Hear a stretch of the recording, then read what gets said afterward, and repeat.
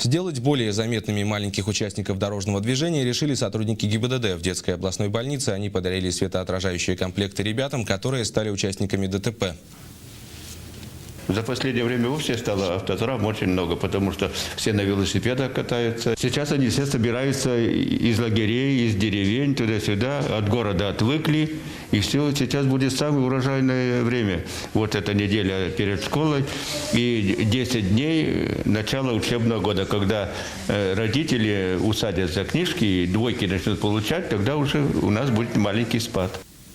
Уже сейчас все койки в травматологическом отделении заняты. Дети попадают сюда с переломами и другими травмами почти ежедневно. Сотрудники ГИБДД навестили юных велосипедистов, которых сбили водители, чтобы напомнить детям, как правильно вести себя на дороге. В рамках акции «Модно быть заметным» инспекторы подарили школьникам светоотражающие комплекты, жилеты, фликеры, наклейки и брелки. Так ребят можно будет легко увидеть в темное время суток. Акция прошла в рамках профилактического мероприятия «Внимание, дети», которое будет проходить до середины сентября.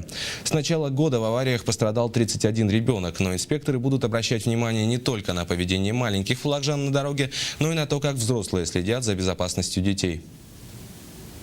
Ситуация в городе с ростом дорожно-транспортных происшествий с участием детей остается напряженной.